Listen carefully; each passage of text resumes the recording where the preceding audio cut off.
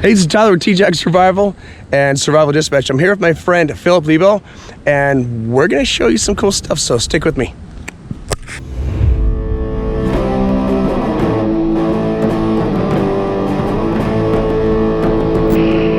Who are you?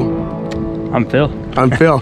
So Phil's not gonna, I wouldn't ask him to tell the cool things he's done, but he and I have done some dirt time together, spent some time on the desert over the last year or so. He's been on Alone the Beast. Yep. Check that out. And I'm driving through Texas, so I stopped by to just introduce you to him, and maybe we're gonna make some quick videos and show you some cool stuff. All right, let's do it. Okay. What are we making, man? All right, so we're gonna make hand drill off the landscape today. Here in Texas, we are blessed with a ton of yucca. You can kind of see the stalks all through here. Great cordage, definitely the best cordage material we have in this area. Great for soap, shampoo, all kinds of really great stuff like that. But today we're gonna use it for fire. So these stalks are what we're after, not necessarily this one because it is kind of short and wavy. But we're gonna go through here and find some slightly bigger stalks, hopefully nice and straight, and see if we can get hand drill off the landscape. I wanna find a really nice straight piece, but then I wanna find something a little bit bigger as well. That way I can get my spindle and my fireboard from this plant. So this is a nice thick piece here.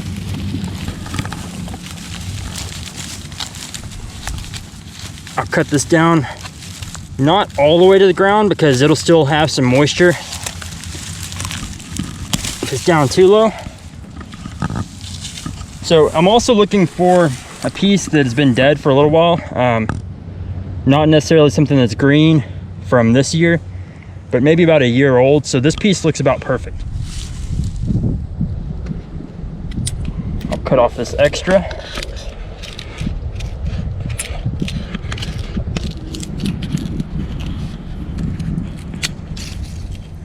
And that'll be a nice fireboard right there.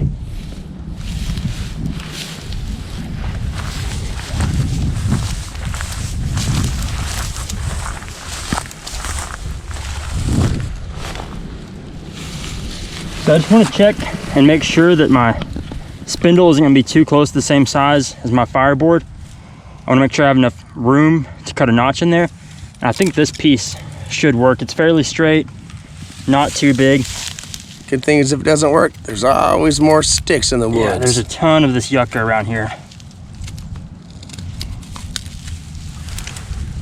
So we'll cut that off. Try to straighten it a little bit.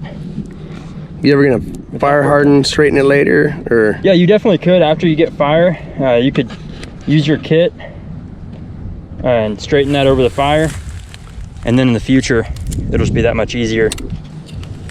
Anything you can do while you're out in the woods to kind of better your situation and set you up a little bit better in the future, definitely a good idea. All right. Let's go rub some sticks together and make some fire. Let's do it. We have a lot of blue stem around here, and what I do, I'll just kind of run my fingers through this stuff like I'm combing my hair, and all the dead stuff, that's smart, will just kind of come out. That way I make sure I don't get any of that green grass that's going to be hard to ignite. I'll get this nice dead stuff, and I'll pull any leaves and bigger pieces out. Just get the really nice fine dead grass.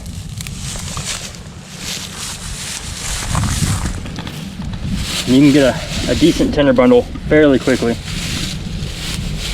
If I'm collecting this stuff in the morning, I have a bunch of morning dew, or maybe it's rained, I want to try to find areas that might be like on the east side of a hill where the sun hits it first. Just somewhere that's a little more likely to be dried out quickly. And I'll find pieces that are up higher off the ground, not stuff that's really down low.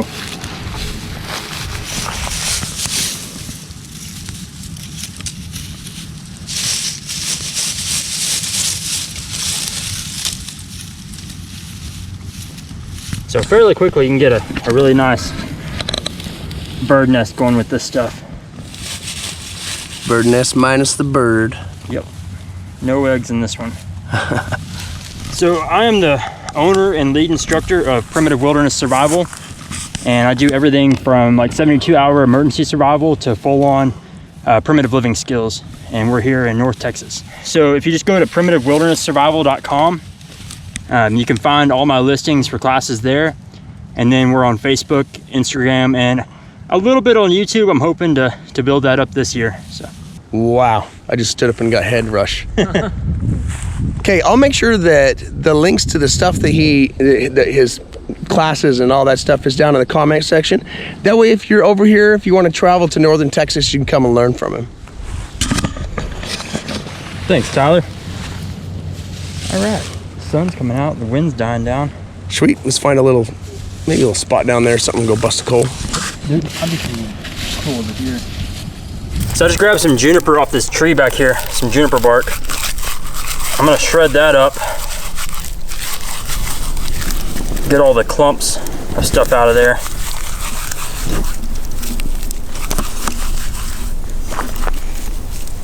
Try to get this really fine, shredded up stuff for the middle of my bird nest here. I want to create kind of a little bit of a cradle for my ember. So I don't want any thick, hard pieces there, just a really fine, shredded up stuff. And I want to take my bird nest and I can kind of put it against my face, and if it feels cool, then it's a little bit damp, but if it's nice and warm and feels dry, then we're good to go. So I want to make sure this is nice and straight. I'm going to shape up this end and kind of round it off.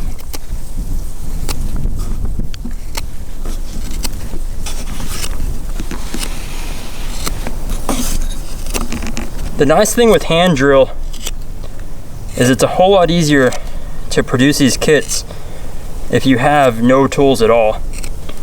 So if all I had were some rocks out here, I could still make a hand drill kit fairly easily, whereas a bow drill kit requires a lot more work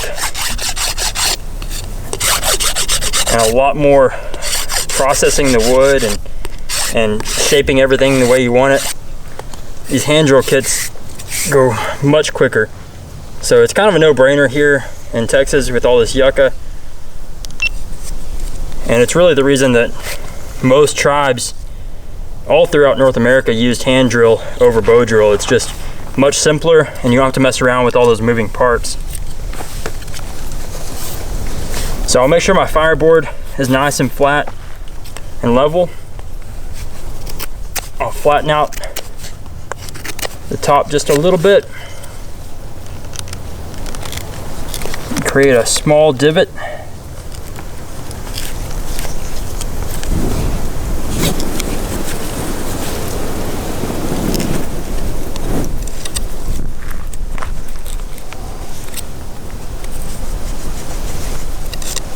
And if I find that my spindle is too close to the same size as my fireboard, I can shave off a little bit of this and kind of shape it up.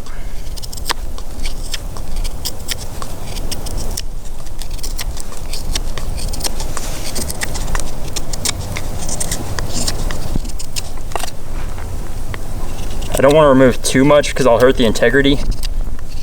Most of the structure is on that outer layer that's kind of harder, but I can shape it up just a little bit.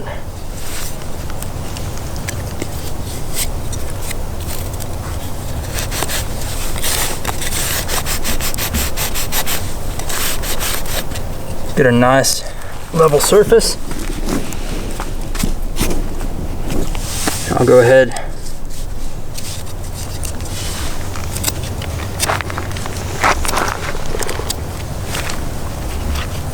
and kind of get these two fitting together.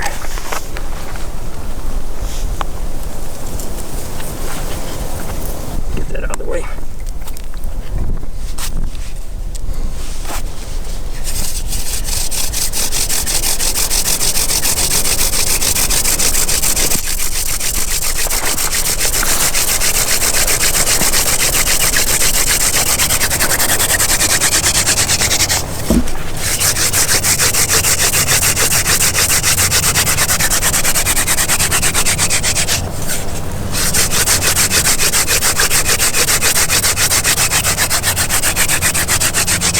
That was quick.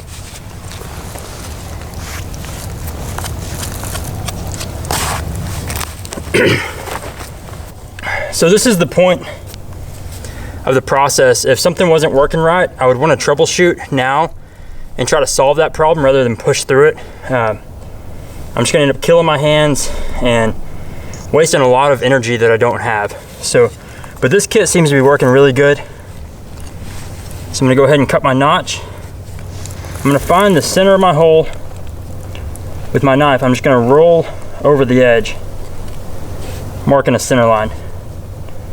I'll come over about 1/8 inch to each side and cut towards that center line.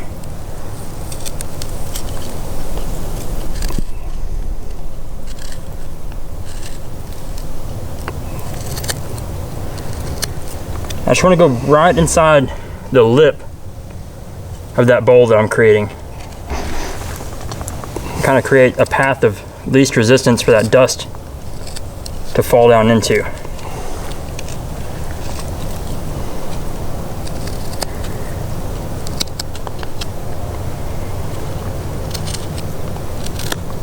So something about like that.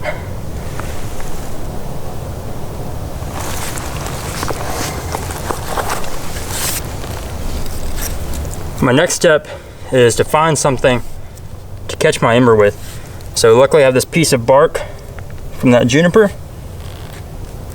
I can use that. And the technique we're going to be demonstrating today is called floating hands.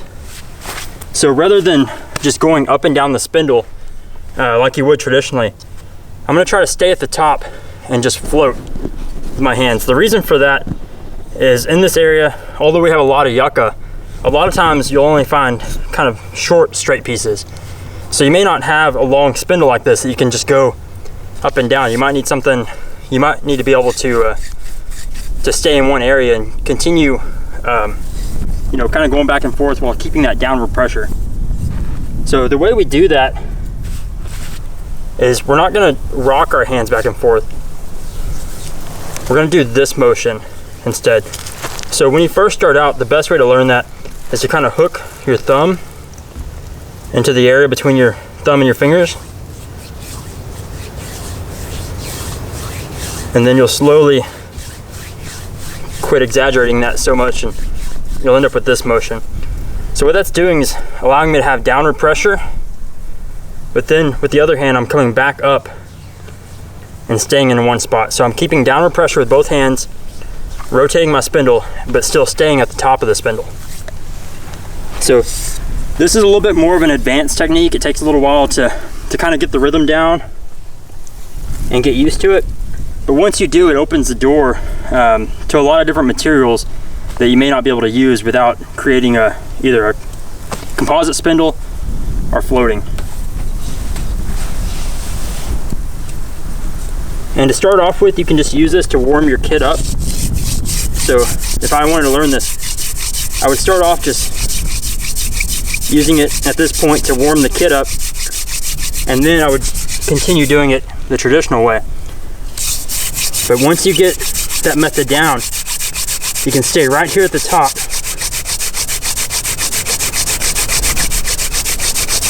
and continuously rotate this spindle and keep downward pressure.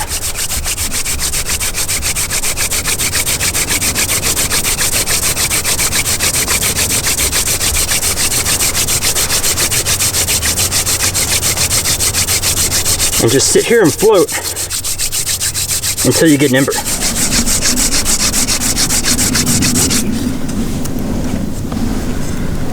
All right, so once we see smoke coming from the bottom of our pile, we know we've got an ember. This is the point where everybody wants to freak out and try to hurry up and transfer that ember. You've got a couple minutes. You can sit here, catch your breath. I will block the wind a little bit, but I'll catch my breath here. Tell a dad joke. Yeah, tell a joke. Just something to relax for a minute. Hey, Phil. What's brown and sticky? Poop? A stick. A stick. You're such a dad. So I'll bring my tinder bundle to my ember. Transfer that in there. I've got a wind coming from my back, so I'll let that kind of work for a minute. Slowly start introducing a little more oxygen. I've got a lot of moisture in my breath, especially at this point when I'm all tired and breathing hard, so I'll just kind of wave this back and forth and let the wind do its thing. The more it smokes, the more oxygen I can hit.